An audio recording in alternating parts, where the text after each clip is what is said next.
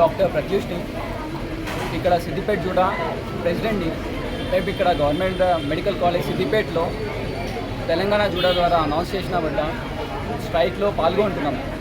ఈరోజు తెలంగాణ రాష్ట్రంలో ఉన్న మెడికల్ కాలేజెస్లో జూనియర్ డాక్టర్స్ అందరూ స్ట్రైక్ మీదకున్నాము. మా డిమాండ్స్ ఏంటంటే, first thing regularization of stipends and green channel. ప్రతిసారి మాకు స్టైఫండ్ కావాలంటే ఒక 2-3 నెలలు ఆగిన తర్వాత అధికారులకు రిక్వెస్ట్ చేస్తే కానీ స్టైఫండ్ పడతలేదు. ఇలా రిక్వెస్ట్ చేసి కొన్నిసార్లు స్ట్రైక్ నోటీస్ ఇస్తే అప్పుడు స్టైఫండ్స్ పడుతున్నాయి. అండ్ ఇది ఇప్పుడు కొత్తగా వచ్చిన ప్రాబ్లం కాదు, ఎన్నో సంవత్సరాల నుంచి వచ్చిన ప్రాబ్లం. మా సీనియర్స్ ఎఫెక్ట్ అయ్యారు, మేము ఎఫెక్ట్ అవుతున్నాం. ఇప్పుడు ఏం చేయకుంటే మా జూనియర్స్ కూడా ఎఫెక్ట్ అవుతారు. ఇది ఎప్పటికీ అలాగే నడుస్తుంది. మాకు రెగ్యులరైజేషన్ ఆఫ్ స్టైఫండ్స్ కావాలి.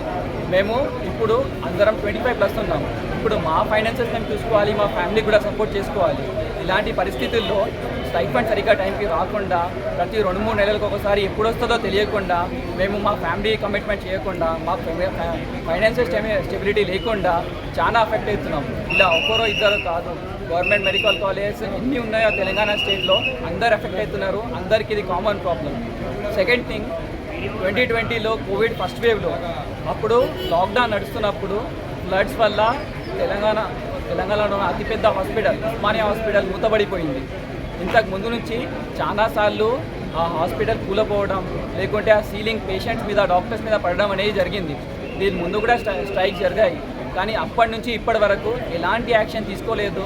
ఉస్మానియా హాస్పిటల్ కొత్త బిల్డింగ్ వస్తుందా లేదు, అది కూడా హామీ ఏమి ఇవ్వలేదు.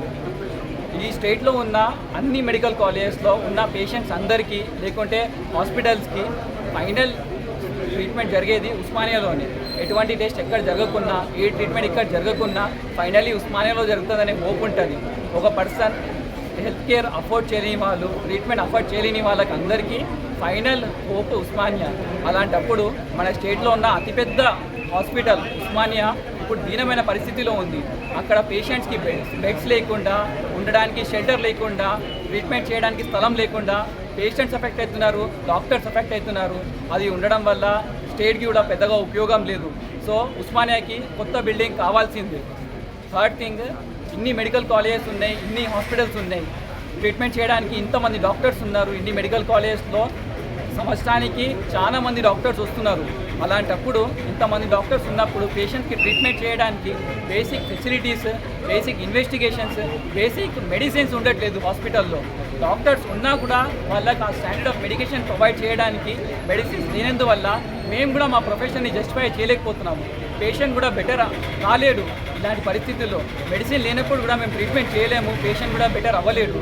ఇలాంటప్పుడు పేషెంట్స్ కూడా వాళ్ళ కండిషన్ బెటర్ అవుతలేదు, గవర్నమెంట్ హాస్పిటల్లో ట్రీట్మెంట్ సరిగ్గా అవుతలేదు అని డాక్టర్స్ మీద అటాక్ చేయడం స్టార్ట్ చేశారు. వాళ్ళ కోపాన్ని ఎలా బయటికి చెప్పాలో తెలియక డాక్టర్స్ మీద అటాక్ చేస్తున్నారు. ఇలాంటి పరిస్థితుల్లో మేము మాకు ప్రొటెక్ట్ కూడా చేయలేము. అండ్ వాళ్ళ రీజన్స్ కూడా జెన్యూన్గా ఉన్నాయి. మరి మాకు ప్రొటెక్ట్ చేసుకోవడానికి సరిగ్గా సెక్యూరిటీ లేదు, పోలీస్ అవుట్పోస్టులు లేవు. ఇలాంటి అన్సేఫ్ కండిషన్స్లో మేము కూడా వర్క్ చేయడం కష్టం.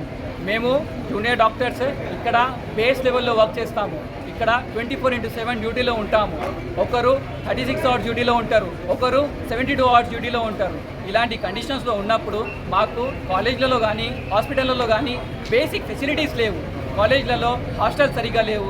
హాస్టల్స్ ఉన్నప్పుడు దాంతోపాటు లైబ్రరీస్ లేవు, ఫుడ్ సరిగ్గా లేదు. హాస్పిటల్లో డ్యూటీలో ఉన్న డాక్టర్స్కి డ్యూటీ రూమ్స్ లేవు, తాగడానికి సరిగ్గా వాటర్ ఫెసిలిటీ లేదు, తినడానికి ఫుడ్ లేదు. ఇలాంటి పరిస్థితిలో 36 అవర్స్ 72 అవర్స్ వర్క్ చేయడం కానీ ఏ డాక్టర్కైనా ఇబ్బంది. మరి దాంతోపాటు మెడిసిన్ షార్టేజెస్, పేషెంట్స్ మా మీద అటాక్ చేయడం, ఇవన్నీ చాలా బేసిక్ నీడ్స్. చూడడానికి ఇవన్నీ చిన్న ప్రాబ్లమ్స్ లాగా ఉంటాయి, కానీ ఇక్కడ ఉన్న డాక్టర్స్, స్టేట్లో ఉన్న జూనియర్ డాక్టర్స్ ఇవన్నీ బేసిక్ లెవెల్లో ఎవ్రీడే ఫేస్ చేస్తున్న వాళ్ళే ఉన్నారు. అందరు ఎఫెక్ట్ అవుతూనే ఉండే వాళ్ళు ఉన్నారు. ఇవన్నీ అందరికి ఎఫెక్ట్ చేస్తున్నాయి. ఇవన్నీ సీరియస్ ప్రాబ్లమ్సే. ఇవన్నీ మా డిమాండ్స్. ఇది ఫుల్ఫిల్ అయ్యేదాకా మేము స్ట్రైక్లో ఉంటాం. ఈ స్ట్రైక్లో ఉన్నప్పుడు మా ఎలెక్టివ్ డ్యూటీస్ అంటే ఆపరేషన్ థియేటర్స్, వార్డ్స్, ఇంకా పోస్ట్ ఓపీడీస్ మేము అటెండ్ అవ్వము. బట్ ఎమర్జెన్సీస్ అటెండ్ అవుతాము. ఈ కండిషన్స్లో ఎమర్జెన్సీలో వచ్చిన పేషెంట్స్ కానీ ఏ పేషెంట్కి హెల్త్ కేర్ కానీ డిలే అవ్వదు, అందరికీ ట్రీట్మెంట్ జరుగుతుంది. కానీ మేము స్ట్రైక్లో ఉంటాము. మా డిమాండ్స్ ఫుల్ఫిల్ అవ్వాలి. For more videos like this, subscribe Big TV channel.